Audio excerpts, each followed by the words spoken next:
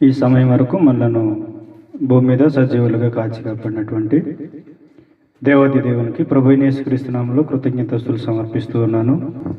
ఈ సమయంలో మనం అందరం కలిసి దైవ సందేశం గురించి మనము ఆలోచన చేద్దాం. నిత్య జీవానికి సంబంధించినటువంటి విషయాలు మనమందరం నేర్చుకోబోతున్నాం. నేడు మనము నేర్చుకునబోయే పాఠం పరమును చేరేదెవరు. నేను పాయింట్లు రాయను, చెప్తాను, మీరు రాసుకోండి. పరమును చేరేదెవరు అంటే పరలోకానికి వెళ్ళేదెవరు, చేరేదెవరు. వెళ్ళేది అంటేను చేరుకునేది ఎవరు. పరము, పరలోకము, చేరేది ఎవరు. లోకాన్ని అడిగేమనుకోండి, మంచి కార్యాలు చేసిన వారు పాపం పుణ్యం చేసిన వారు స్వర్గానికి వెళ్తారని చెప్తారు. నేడు దాని గురించి మనం ఆలోచన చేయట్లేదు, కానీ ఇక్కడ కూర్చున్న మనము పరలోకానికి వెళ్ళాలంటే ఏం చేయాలి? గ్రంథాన్ని చదివితే సరిపోద్దా? ఆదివారం ఆరాధనకు వెళ్తే సరిపోద్దా? ఏం చేయాలి అనే విషయాన్ని మనం ఆలోచన చేస్తాం ఈ సమయంలో. దానికి ముందుగా పరలోకానికి వెళ్ళాలంటే ఫస్ట్ ఆఫ్ ఆల్ ఇంత పరలోకం అంటే ఏంటో మనకు తెలియాలి. పరలోకం ఎలాగుంటుంది? నేడు క్రైస్తవులుగా చలామణి అవుతున్న వారికి దాదాపుగా అనేకులకి పరలోకం అంటే ఏంటో తెలియదు, పరలోకంలో ఎవరుంటారో తెలియదు, అక్కడ ఉండే వాతావరణం అంటే ఏంటో తెలియదు. ఫస్ట్ ఆఫ్ ఆల్ మనం అక్కడ వెళ్ళాలంటే అక్కడ ఉండే వాతావరణం ఏంటి, అక్కడ ఎవరుంటారు అనేది మనకు తెలియాల్సిన అవసరం ఉంది. పరలోకము, ఇందులో ఒకటి మీరు రాసుకోవాలి, నేను పాయింట్లు మాత్రమే చెప్తాను అని రాయబోట్లేదు. పరలోకం అనగానేమి? పరలోకం అనగానేమి? ఏంటి పరలోకం అంటే?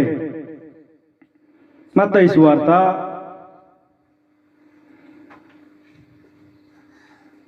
8 ఎవరెవరు ఉంటారు అనేది కూడా మనం చూస్తాం.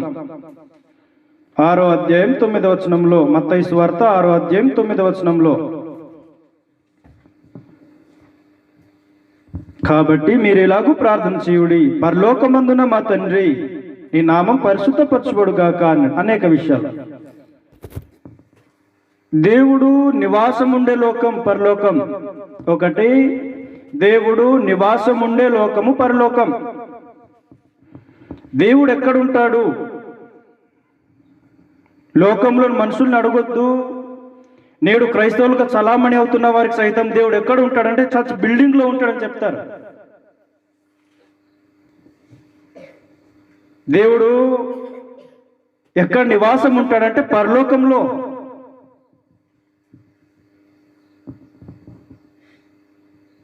భూమి మీద దేవుని చిత్తానుసారులు, దేవుని కుమారులు ఎక్కడైతే సంఘముగా కూడుకుంటారో, పరలోకంలో నివాసముగా ఉన్న దేవుడు ఆ సమయంలో సంఘంలో నివాసంగా ఉంటాడు. కాబట్టి ఎక్కడైనా క్రీస్తు ప్రభు సంఘము కూడుకుందంటే అక్కడ దేవుడు నివాసంగా ఉన్నాడన్నమాట. పరలోకము దేవుడుండే నివాసము, దేవుడు నివాసమున్న లోకము. తర్వాత మరొకటి చూద్దాం. యోహాను సువార్త 3వ అధ్యాయంలో, ఒకటి దేవుడు నివాసమున్న లోకం పరలోకము. 2 యోహాను సువార్త 3వ అధ్యాయం 13వ వచనంలో, మరియు పరలోకము నుండి దిగివచ్చిన వాడే, అనగా పరలోకములో ఉండు మనుషు కుమారుడు తప్ప పరలోకమునకు ఎక్కిపోయిన వాడెవడును లేడు అన్నాడు. అపోస్తలుల కార్యములు 3వ అధ్యాయం 21వ వచనం, అన్నిటికీ కుదురుబాటు కాలములు వచ్చునని దేవుడు ఆది నుండి తన పరిశుద్ధ ప్రవక్తల నోట పలికించెను. అంతవరకు యేసు పరలోక నివాసయునుట ఆవశ్యకం అన్నాడు. కాబట్టి ప్రభువైన యేసుక్రీస్తు వారు ఉండే లోకము పరలోకము. దేవుడు ఉన్నారు, ప్రభువైన యేసుక్రీస్తు వారు ఉన్నారు. యోహాను సువార్త 1వ అధ్యాయం 1వ వచనం చూస్తే, ఆదియందు వాక్యం ఉండెను, వాక్యం దేవుని యొద్ద ఉండెను.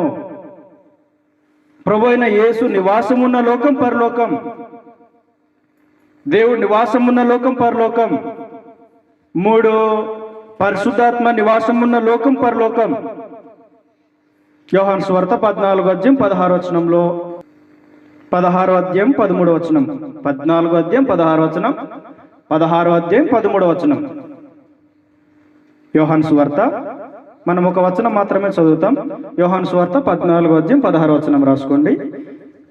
16వ అధ్యాయము 13వ వచనం రాసుకోండి. హెబ్రీయులకు రాసిన పత్రిక 9వ అధ్యాయము 14వ వచనంలో నిత్యుడగు ఆత్మ ద్వారా అన్నాడు. కాబట్టి పరిశుద్ధాత్ముడు నిత్యుడు. యోహాను సువార్త 14వ అధ్యాయం 16వ వచనాల్లో 16వ అధ్యాయం 13వ వచనం చదివితే, పరలోకంలో మరొక వ్యక్తి ఉన్నారు. పరిశుద్ధాత్మ నివాసమున్న లోకం పరలోకము. కాబట్టి పరలోకంలో ఎవరున్నారో, ఎవరెవరున్నారో మనకు తెలియాల్సిన అవసరం ఉంది. నేడు క్రైస్తవులుగా చలామణి అవుతున్న వారికి సైతం అనేకులకి పరలోకంలో ఎవరెవరు ఉన్నారో అవగాహన లేని పరిస్థితి. ఇంకెవరు పరలోకంలో ఉన్నారంటేనో, ఇంకెవరు ఉన్నారు అని మనం ఆలోచన చేస్తే, పరలోకంలో ప్రధానులు ఉన్నారు, అధికారులు ఉన్నారు. పరలోకంలో ప్రధానులు ఉన్నారు, అధికారులు ఉన్నారు. ఎఫెసీయులకు రాసిన పత్రిక 3వ అధ్యాయం 8 నుంచి 11 వచనాలు, దేవుడు మన ప్రభు అయిన క్రీస్తు యేసునందు చేసిన నిత్య సంకల్పం చొప్పున పరలోకంలో, కాబట్టి ఎవరున్నారు? ప్రధానులు ఉన్నారు, అధికారులు ఉన్నారు. పరలోకంలో ప్రధానులు ఉన్నారు, అధికారులు ఉన్నారు. ఇంకెవరున్నారు పరలోకంలో?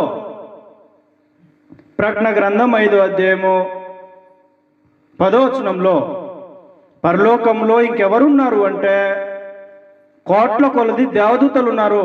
కాబట్టి ఆత్మలు నివాసం ఉండే లోకం పరలోకం. దేవుడు ఆత్మ, ప్రభు అయిన యేసు సైతం ఆత్మస్వరూపి, పరిశుద్ధాత్మ, అందులోనే ఆత్మ అనేది ఉంది. కాబట్టి పరలోకము ఆత్మలు నివసించే లోకము.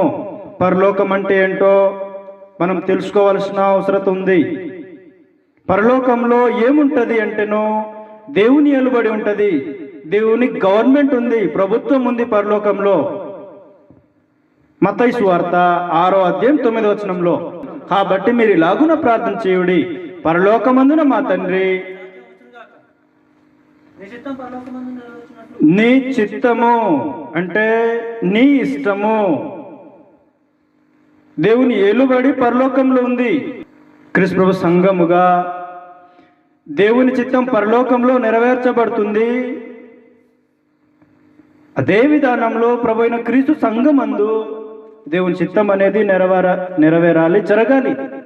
దేవుని సంకల్పం ఇది. కాబట్టి పరలోకం అంటే ఏంటంటే దేవుని నివాసం ఉన్న లోకం, ప్రభు అయిన యేసు నివాసం ఉన్న లోకం, పరిశుద్ధాత్మ నివాసం ఉన్న లోకం. కోట్ల కొలది దేవదూతల్లో ప్రధానులు ఉన్నారు, అధికారులు ఉన్నారు.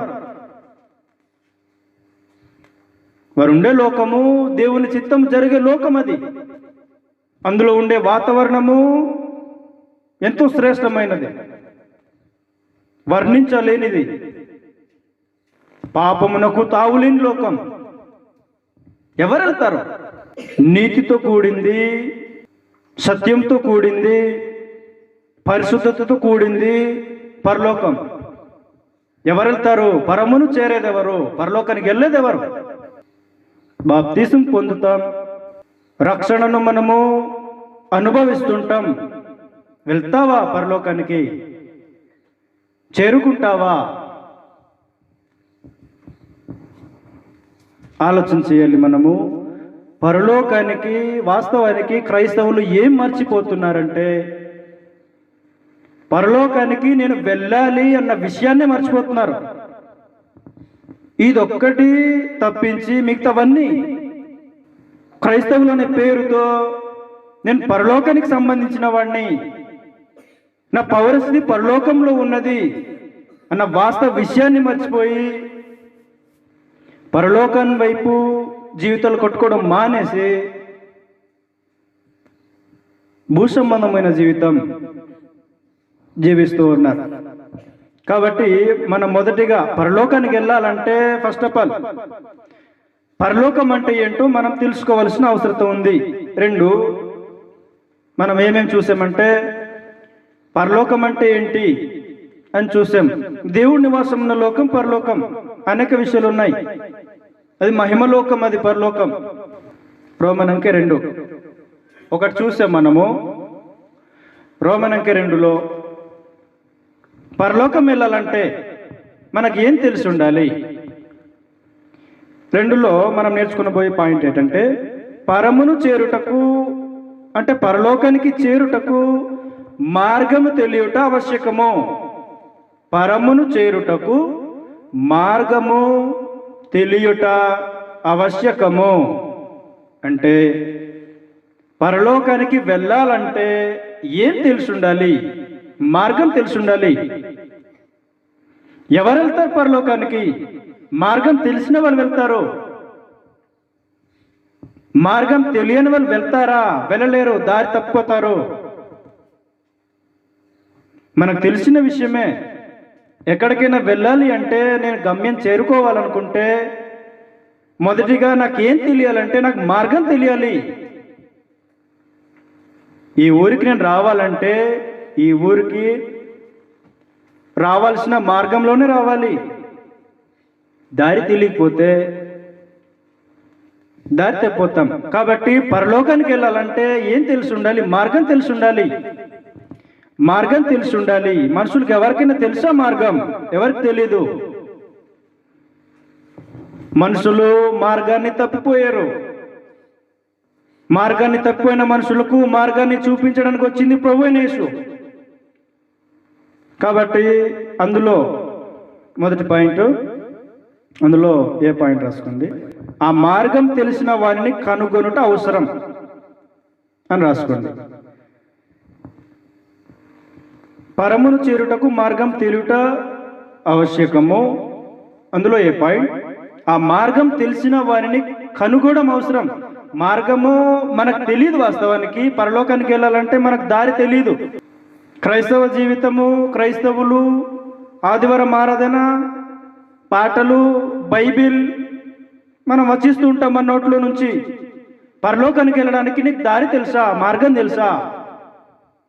నువ్వు క్రైస్తవుడుగా నువ్వు ఎక్కడికి వెళ్ళాలో తెలుసా?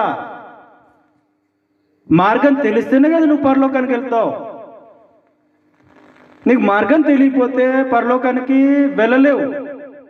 కాబట్టి మార్గం తెలియని నీకు ప్రభువైన యేసు వచ్చారు. ఆ మార్గం తెలిసిన వారిని కనుక్కోవాలి. ఈ విషయంలో వాస్తవానికి లోకము ప్రభువైన యేసుని ఎరగలేదు. ఇప్పుడు కాదు, ప్రభువైన యేసు భూమి మీద ఉన్న కాలంలోనూ ఎరగలేదు. లోకం ఆయనను తెలుసుకొనలేదు. వెలుగు లోకమందు ప్రకాశించుతున్నది కానీ లోకం ఆయనను తెలుసుకోలేదన్నాడు. మార్గాన్ని లోకం ఏం చేయలేదంటే తెలుసుకోలేదు. సొంత వాళ్ళు తెలుసుకున్నారని ప్రభువైన యేసు సొంత వాళ్ళ దగ్గర వెళ్తే సొంత వాళ్ళు తెలుసుకోలేదు. కాబట్టి ఇది పరిస్థితి. పరలోకానికి వెళ్ళాలంటే మార్గం తెలుసుకోవడం అనేది ప్రాముఖ్యం. ఆ మార్గం తెలిసిన వాణిని గుర్తిరగడం ఇంకా అవసరం. ఎవరికి తెలుసు మార్గం? ప్రభువైన యేసుకు తెలుసు. ప్రభువైన యేసును నువ్వు తెలుసుకున్నావా? ఆయనను అంగీకరిస్తావా? ఆ మార్గం తెలిసిన వారిని కనుగొనడం అనేది అవసరం. ఎందుకు అంటేనో మనం చదివాం. మరొకసారి చదువుదాం. యోహాను సువార్త 3వ అధ్యాయం 13వ వచనం. మరియు పరలోకము నుండి దిగివచ్చిన వాడే అన్నాడు. పరలోకం నుండి దిగి వచ్చిన ప్రభువైన యేసు. మరొక వచనం కూడా చదువుదాం. యోహాను సువార్త 7వ అధ్యాయం 29వ వచనం. నేను ఆయన యొద్ద నుండి వచ్చి తిని ఆయన నన్ను పంపిన గనుక నేను ఆయనను ఎరుగుదును అన్నాడు. నేను ఆయన యొద్ద నుండి, దేవుని యొద్ద నుండి, పరలోకం నుండి నేను వచ్చాను అన్నాడు. ఎందుకు ప్రభువైన యేసును తెలుసుకోవాలంటే పరలోకం నుంచి వచ్చింది ప్రభువైన యేసు మాత్రమే. ఆయనకి మార్గం తెలుసు. వచ్చారు, వెళ్ళారు. కాబట్టి వచ్చి వెళ్ళిన వానికి ఏం తెలుసు అంటే మార్గం తెలుసు. మార్గం తెలిసిన వారు ఏం చేశారంటే తన వెనుక వస్తున్న వారిని గమ్యంలోనికి తీసుకెళ్తారు. ప్రభువైన యేసును ఎందుకు అనుకోవాలంటే మార్గం తెలిసిన వ్యక్తి, ఏకైక వ్యక్తి ప్రభువైన యేసే. మనం సహితం లోకంలో ఉన్నవారు కాదు, క్రీస్తుకు వెలుపట ఉన్నవారు కాదు, మనం ప్రభువైన యేసుని ఎరిగేమా? ఆయన మార్గాన్ని ప్రతిష్ఠించడానికి ఏం చేశారో నీకు తెలుసా?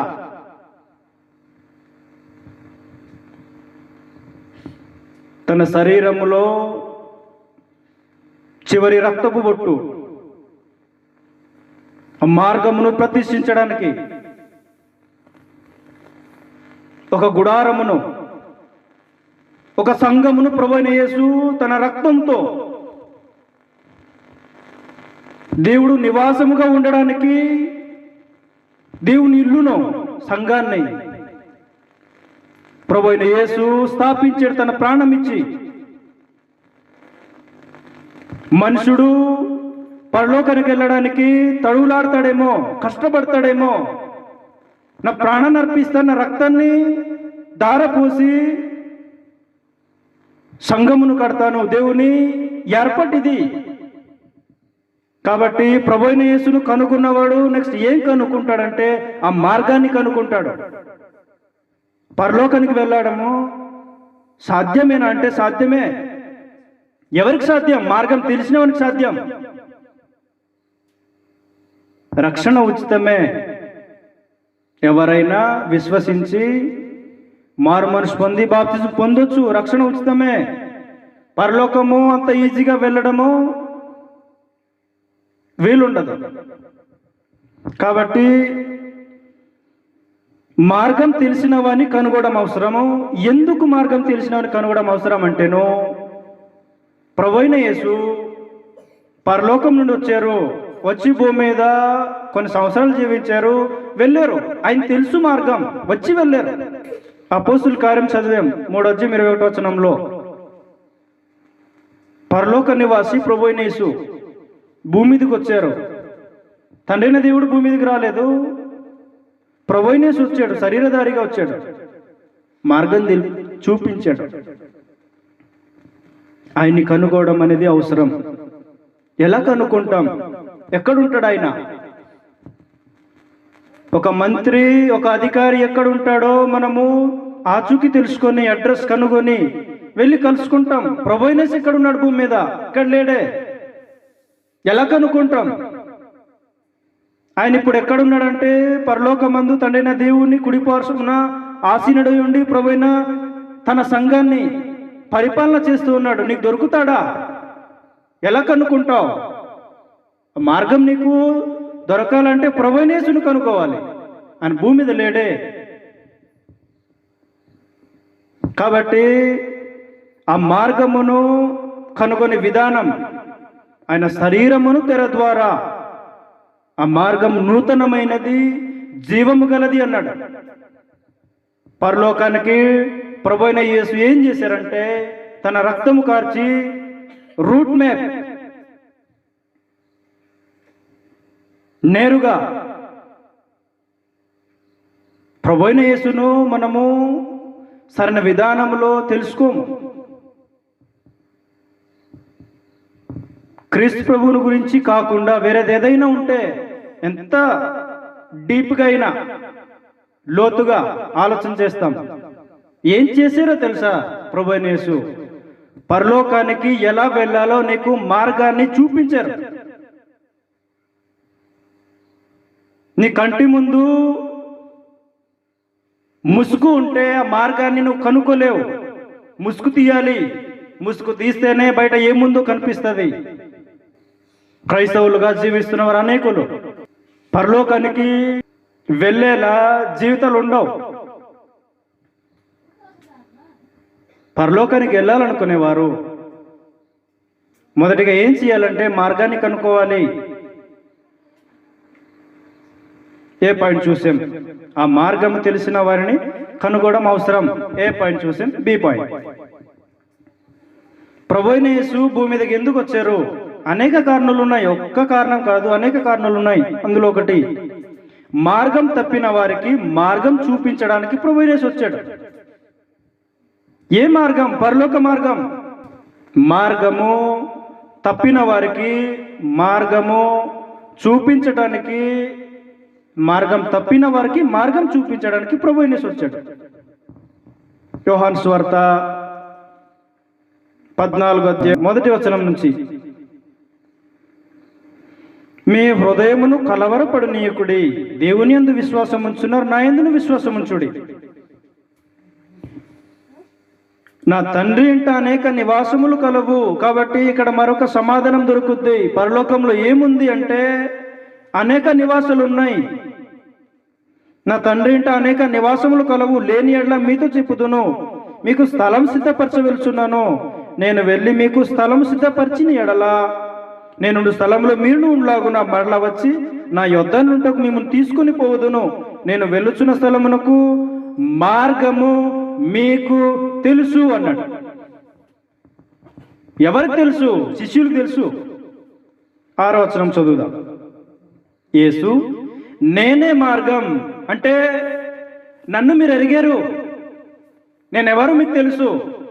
మత్తయి సువార్త 16వ అధ్యాయము 13వ వచనం నుంచి మనం చదువుకొని వస్తే, మనుష్య కుమారుడి గురించి జనులు ఏమనుకుంటున్నారు అంటే, ఒకరేమో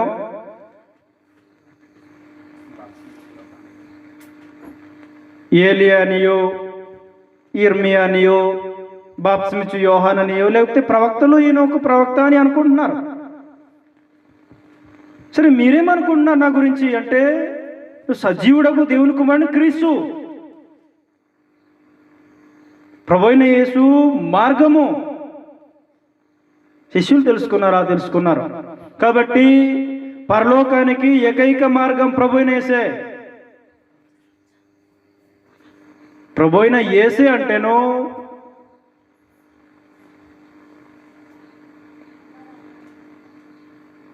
ఆయన శరీరమును తెర ద్వారా ఏర్పరచబడిన మార్గం, ఆయన సంఘం. పరలోకానికి చేరేది ఎవరు అంటే, ప్రభువైన యేసును కనుగొన్నవారు, కనుగొని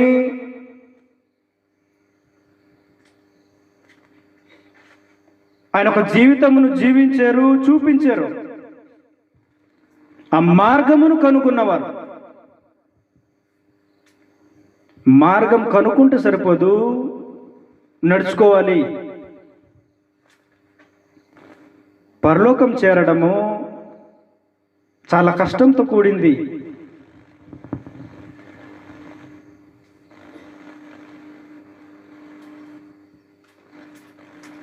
మార్గం తప్పిన వారికి మార్గం చూపించడానికి ప్రభువైన యేసు వచ్చాడు. అందులో ఆ మార్గము ఏకైక మార్గం,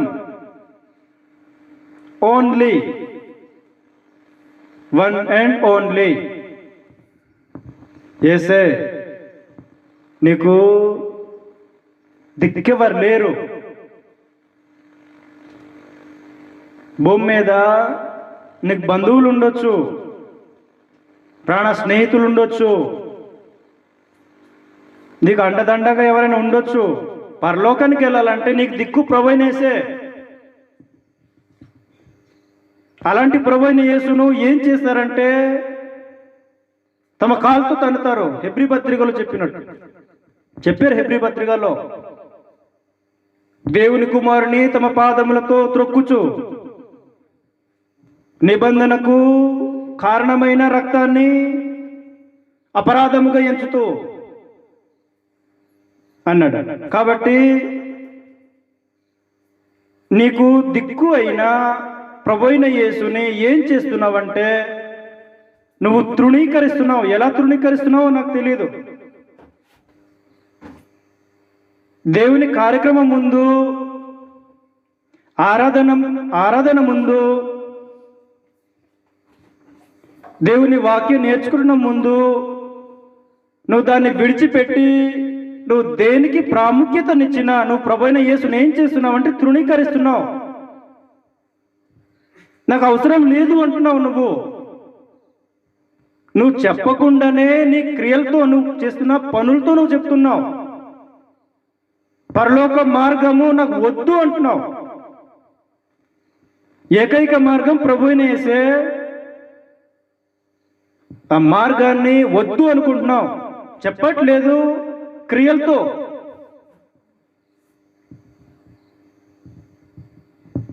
పరలోకము చేరుకోవడము కష్టంతో కూడింది. ప్రభువైన యేసు ఏం చేశారంటే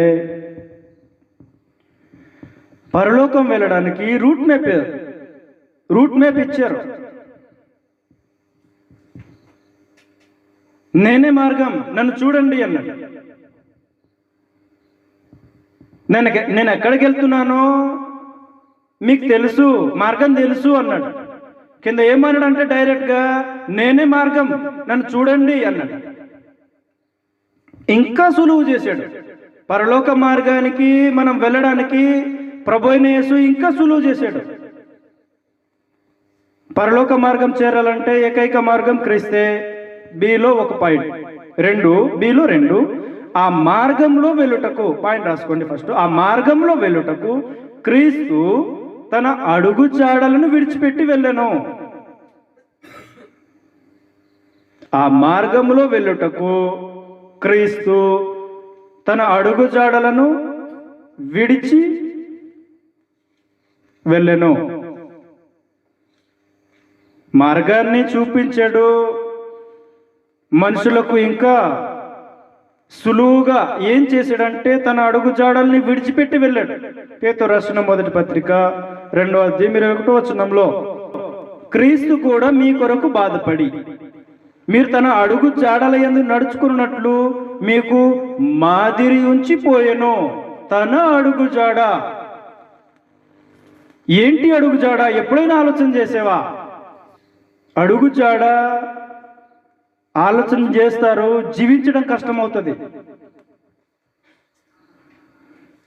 కాబట్టి ప్రభువైన యేసు ఏం చేశారంటే తన అడుగు జాడల్ని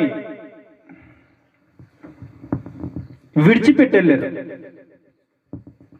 తన అడుగు జాడను విడిచిపెట్టి వెళ్ళారు. మనకు ఇంకా సులువు. అడుగు జాడ ఎక్కడ బాగా కనిపిస్తుంది అంటే, ఉదాహరణకి బాగా కాలంతా తడిగా ఉంది, ఆయన నేల మీద నడిస్తే అడుగు జాడ కనిపించుద్ది. ఇసుక మీద నడిస్తే, తడిసిన ఇసుక మీద నడిస్తే అడుగు జాడలు కనిపించుద్ది. కళ్ళ కట్టినట్టు కనిపించుద్ది. ప్రభువైన యేసు విడిచిపెట్టి వెళ్ళిన అడుగు జాడ నువ్వు కనుగొలేకపోతున్నావంటే ఏంటి? ఆ మార్గమును కనుగొనడం నీకు ఇష్టం లేదు. ఆ మార్గం గుండా ప్రయాణించడానికి నీకు ఇష్టం లేదు. కాబట్టి క్రైస్తవులుగా మొదటిగా ఏం గుర్తించుకోవాలంటే, నేను పరలోకానికి వెళ్ళాలి. పరలోకానికి వెళ్ళాలంటే మార్గం నాకు తెలిసి ఉండాలి. మార్గం తెలియకపోతే పరలోకానికి ఎవరు వెళ్ళలేరు. మార్గం ప్రభువైన యేసే. 3వ పాయింట్, ఇర్మియా గ్రంథం 6వ అధ్యాయం 16వ వచనంలో యెహోవా ఇలాగు సెలవిచ్చున్నాడు, కాబట్టి మార్గములలో నిలిచి చూడుడి, పురాతన మార్గములను గూర్చి విచారించుడి, మేలు కలుగు మార్గమేది అని అడిగి అందులో నడుచుకొనుడి అన్నాడు. కాబట్టి ఏమన్నాడంటే మార్గాన్ని కనుగొండి. మీకు తెలియకపోతే అడగండి, విచారించండి, విచారణ జరిగించండి, తెలుసుకోండి. తెలుసుకుంటే సరిపోద్దా? ఇది వాస్తవం అని తెలుసుకుంటే సరిపోద్దా? చాలదు. ఏం కావాలి? అందులో నడుచుకో అన్నాడు. వాక్య ప్రకారంగా జీవించేవారు పరలోకానికి వెళ్తారు. ఎవరు పరలోకానికి వెళ్తారంటే మార్గాన్ని కనుగొన్న వారు వెళ్తారు, ఆ మార్గం గుండా ప్రయాణించే వారు వెళ్తారు. మార్గమును తప్పిపోయేవారు వెళ్ళరు. మార్గాన్ని కనుగోవడము ఎంత బాధ్యతో అందులో నడుచుకోవడం అంతే బాధ్యత. తర్వాత మరో పాయింట్, మనము రోమనంక 2లో కొన్ని పాయింట్లు మనం చూసాము. రోమనంక 3, పరమును చేరే మార్గమందున్న వారితో కలిసి ఉంటేనే వారితో పరమును చేరుటకు వీలు కలుగుతుంది. రోమనంక 3లో పాయింట్ రాసుకోండి. పరమును చేరే మార్గమందున్న వారితో, పరమును చేరే మార్గమందున్న వారితో కలిసి ఉంటేనే వారితో పరమును అంటే పరలోకమును చేరుటకు వీలు కలుగును. కాబట్టి నీకు మార్గం తెలియకపోతే ఏం చేయాలంటే, పరలోక మార్గమును ఎవరైతే కనుగొన్నారో, ఎందరైతే ఉన్నారో వాళ్ళతో పాటు నువ్వు వాళ్ళతో. నేను సపరేట్గా ఉంటాను, ప్రభువైన యేసు చిత్తమును విడిచిపెడతాను, మార్గమును విడిచిపెడతాను అంటే నువ్వు మార్గం తప్పిపోతావు. తెలుసా నీకు ఆ విషయం? ఏం చేయాలంటే, పరలోకానికి వెళ్ళేవారు ఎవరెవరు ఉన్నారో, లేకపోతే పరలోక మార్గం వైపు జీవితాలు కట్టుకున్నవారు ఎవరెవరైతే ఉన్నారో వాళ్ళతో నువ్వు కలిసి పనిచేయడం అనేది అవసరం, వారితో కలిసి ఉండడం అవసరం. ప్రభువైన యేసు ఏమని చెప్పారంటే, ప్రార్థన శిష్యులందరూ కలిసి ఉండాలి.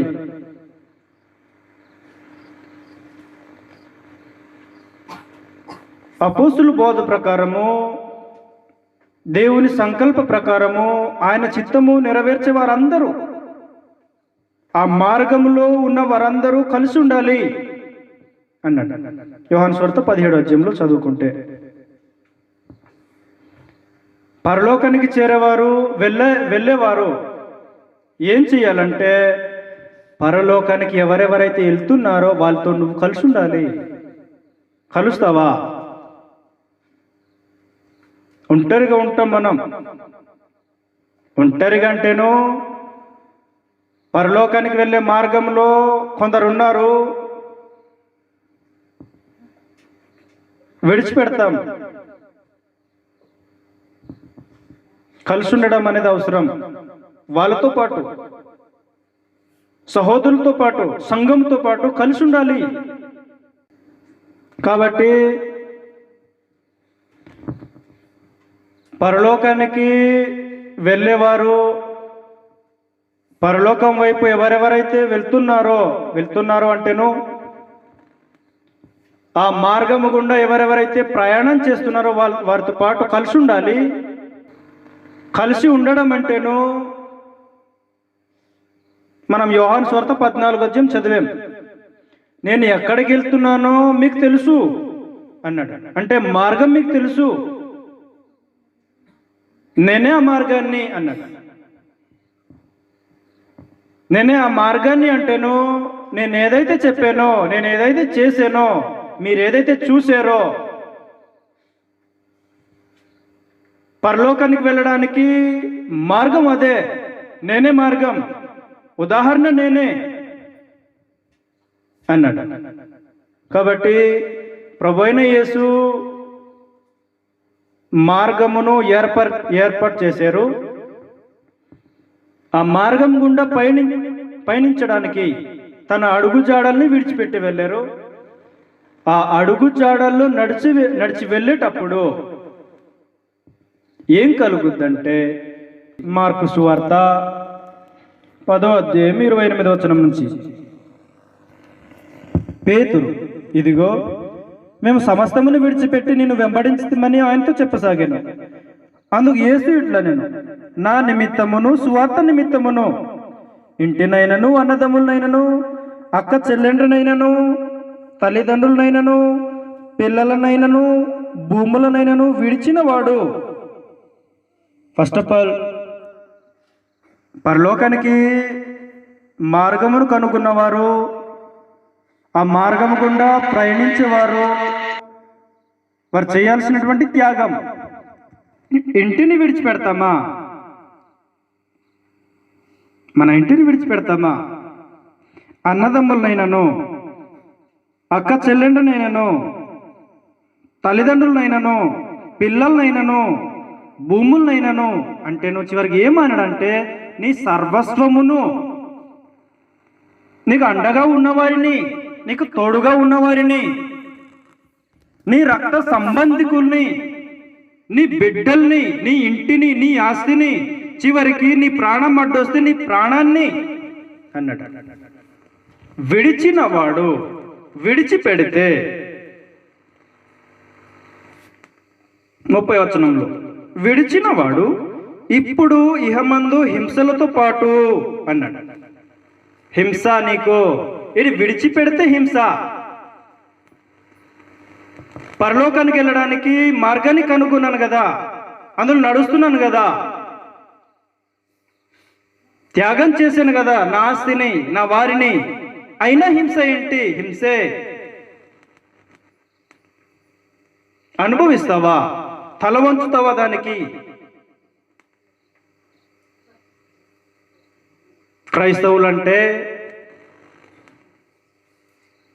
సుఖము అనుభవించడానికి,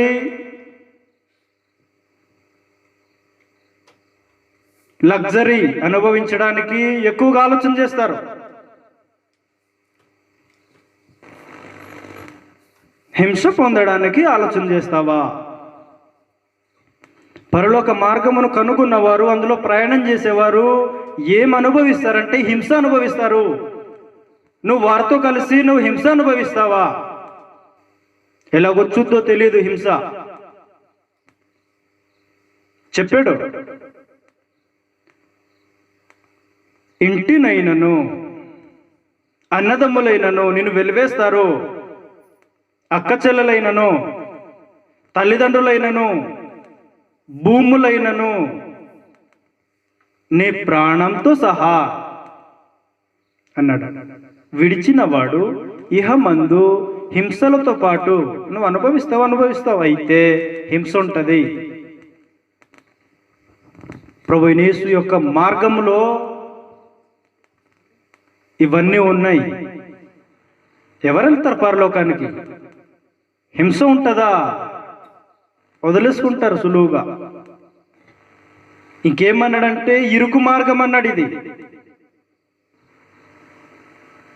వెళ్ళడానికి మనసు ఉండదు. చివరిగా ఒక పాయింట్ చూసి ముగించుకుందాం.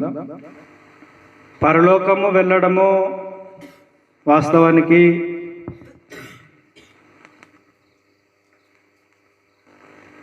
ఆలోచన ఉన్న ఆ మార్గము తెలియక సతమతం అవుతారు. ఆ మార్గము తెలిసిన అందులో నడుచుకోవడానికి సతమతం అవుతారు. ఆ మార్గంలో నడుస్తున్నా నీకు హింస వస్తుంది అంటే సతమతం అవుతారు. పరలోకానికి వెళ్ళడానికి నీకు ఇది అడ్డుగా ఉంది, విడిచిపెడతావా? విడిచిపెట్టడానికి ఇష్టం లేకపోతే నువ్వేం చేస్తున్నావంటే యుగ యుగాలుండే పరలోకాన్ని కాదనుకుంటున్నావు. చివరిగా కొన్ని విషయాలు చూసి ముగించుకుందాం. విడిచిపెట్టిన అనేక సంగతులు ఉన్నాయి. లూకా సువార్త 18వ అధ్యాయము 18వ వచనంలో ఒక అధికారి ఆయనను చూచి, సద్బోధకుడా, నిత్య జీవమునకు వారసుడనగుటకు నేనేమి చేయవలనని ఆయన అడిగెను అన్నాడు. ఇక్కడ ఒక మాట ఉంది, నిత్య జీవమునకు వారసుడు అవ్వాలంటే నేనేం చేయాలి? ఇంకో చోట ఏమన్నాడంటే నిత్య జీవమును సంపాదించడానికి నేనేం చేయాలి?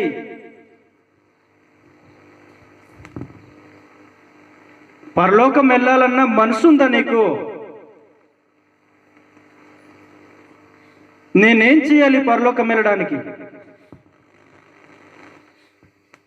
ఏం చేయాలి అన్న ఆలోచన ప్రభు అయిన యేసు యొక్క మార్గం గుండా తీసుకెళ్తే, ఆ మార్గంలో ఇది ఉంది, హింస ఉంది,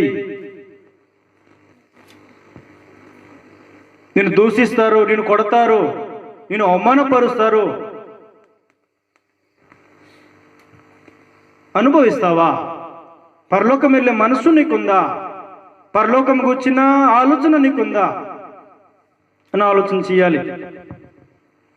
పరలోకం సంపాదించడము అంత సులువుతో కూడింది కాదు. రక్షణ ఉచితమే, నేను సంపాదించడం కష్టం. కాబట్టి ఎలా ఉండకూడదంటే, కొరింథీయులకు రాసిన మొదటి పత్రిక 15వ అధ్యాయం 19వ వచనం, ఈ జీవిత కాలము మట్టుకే మనం క్రీస్తునందు నిరీక్షించు వారమైన ఎడల మనుషులందరికంటే దౌర్భాగ్యులమై ఉందుము అన్నాడు. దౌర్భాగ్యులు ఎవరు అంటే ప్రభు అయిన యేసుని ఎరుగని వారు దౌర్భాగ్యులు. దౌర్భాగ్యులు ఎవరు అంటే పరలోక మార్గాన్ని తెలుసుకోనని వారు దౌర్భాగ్యులు.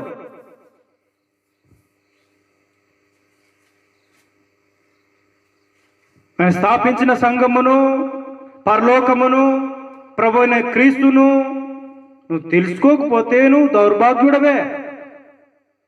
మళ్ళీ ఇంకేమన్నాడంటే, కేవలము ఈ జీవిత కాలము మట్టుకే క్రీస్తునందు నువ్వు నిరీక్షిస్తే, వీరు దౌర్భాగ్యులు ఉన్నారు ఒక బ్యాచ్, వారందరికీ మించిన దౌర్భాగ్యుడు నువ్వు. కేవలము ఈ జీవిత కాలం మట్టుకే నువ్వు క్రీస్తుని నిరీక్షిస్తే, అనారోగ్యం వచ్చింది, ప్రభు అన్నావు, ఉద్యోగం వచ్చింది, జాబ్ ఉంది చేతిలో, మంచి శాలరీ, ఏం చేస్తావంటే ఆరాధన ఉంది, నువ్వు మానేసుకుంటావు ఆదివారం వస్తే. ఉద్యోగం కోసం, చదువు కోసం, పెళ్లి కోసం ఉన్నారు. ఈ జీవిత కాలం మట్టుకే నువ్వు క్రీస్తు నిరీక్షిస్తే దౌర్భాగ్యులు ఉన్నారు ఒక బ్యాచ్, వారందరికీ మించిన దౌర్భాగ్యుడు నువ్వు అన్నాడు. కాబట్టి కేవలము ఈ జీవిత కాలం వరకే నువ్వు నిరీక్షిస్తే నీ స్థితి దౌర్భాగ్యపు స్థితి, కిందకు దిగజారిన స్థితి నీది. కాబట్టి ఎలా ఉండకూడదంటే, ఎఫెసీయులకు రాసిన పత్రిక 4వ అధ్యాయంలో 14వ వచనం, ఎఫెసీ పత్రిక 4వ అధ్యాయం 14వ వచనం, అందువలన మనమిక మీదట పసిపిల్లలమై ఉండి మనుష్యుల మాయోపాయముల చేత వంచనతోనూ తప్పు మార్గమునకు లాగు కుయుక్తితోనూ గాలికి కొట్టుకొని పోవునట్లు కల్పింపబడిన ప్రతి ఉపదేశమునకు ఇటు అటు కొట్టుకొని పోవచ్చు, అలల చేత ఎగురగొట్టబడిన వారమైనట్లు ఉండక అన్నాడు. కాబట్టి ఎలా ఉండకూడదంటే, గాలి వీస్తుంది, గాలి వీస్తే కొమ్మలు కదులుతాయి, ఇటు కదులుద్ది అటు కదులుద్ది.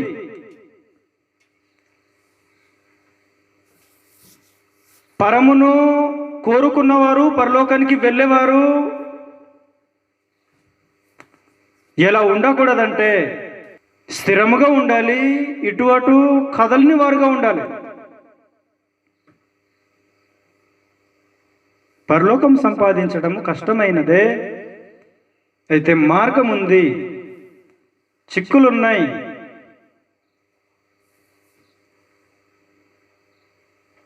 ఎవరు ఎలా జీవిస్తున్నారు? క్రీస్తునందు మార్గములో ప్రభువైన యేసు స్థాపించిన లేకపోతే ఏర్పాటు చేసిన మార్గములో ఎలా ప్రయాణం చేస్తున్నారు అని భక్త శ్రేష్ఠులు ఏం చేస్తున్నారంటే నువ్వు చూస్తూ ఉన్నారు. ఒక స్టేడియంలో ప్రేక్షకులు ఎలాగైతే అక్కడ ఆడుతున్న వారిని ఎలాగైతే చూస్తుంటారో భక్తి పరులు చూస్తున్నారు. హెబ్రీ పత్రిక 12వ అధ్యాయంలో ఇంత గొప్ప సాక్షి సమూహము మేఘం వల్లే మనలను ఆవరించి ఉన్నందున మనం కూడా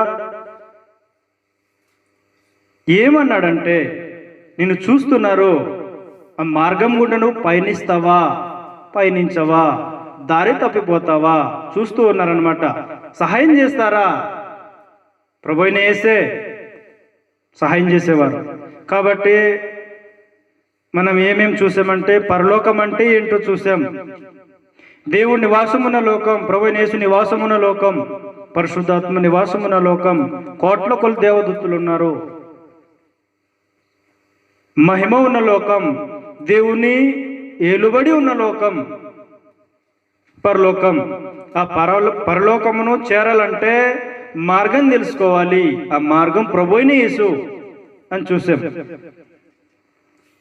ఆ ప్రభువైన యేసు మార్గాన్ని చూపించడానికి వచ్చాడు అని చూసాం. పరలోకానికి వెళ్ళాలంటే పరలోకం గుండా, ఆ మార్గం గుండా ఎవరెవరైతే ప్రయాణాలు చేస్తున్నారో వారితో నువ్వు కలవాలి, వారితో పాటు ఉండాలి. అప్పుడే నువ్వు వారితో పాటు కలిసి వెళ్తావు అని చూసాం.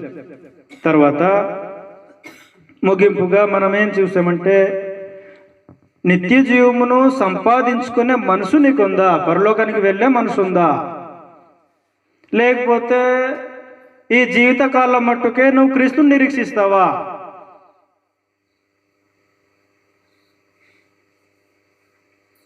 ఎఫెసీ పత్రిక 4వ అధ్యాయం 14వ వచనం చూసాం మనం. నీ జీవితం ఎటువైపు, దేనికోసం, ఎలాగూ? గాలి వచ్చినప్పుడు అలా కదులుతూ ఉంటావా? స్థిరులుగా కదలని వారుగా. లోకం మాయం చేస్తుంది వంచనతోనూ మాయోపాయముల చేత అన్నాడు. మాయ ఉపాయం. ప్రభువైన యేసును పట్టుకున్నది కూడా అదే విధానంలో పట్టుకున్నది, అది వేరే విషయం. మాయోపాయం. దేనికి మాయోపాయం? నిన్ను పరలోక మార్గాన్ని తప్పించడానికి. నువ్వు స్థిరంగా ఉంటావా? ఉండాలి. కాబట్టి పరలోకానికి ఎవరు చేరుకుంటారంటే, మార్గాన్ని కనుగొన్నవారు, ఆ మార్గం ప్రభువైన యేసు, ఆ మార్గం గుండా ప్రయాణించేవారు పరలోకానికి చేరుకోవడానికి వీలుంది. అనేక సంగతులు ఉన్నాయి. దేవుని చిత్తం అయితే మనము మరో తరుణంలో నేర్చుకోవడానికి ప్రయత్నం చేద్దాం. ఓపికతో శ్రద్ధతో విన్న మీ అందరికీ క్రీస్తు నామములో నా యొక్క వందనాలు సమర్పిస్తూ ఉన్నాను.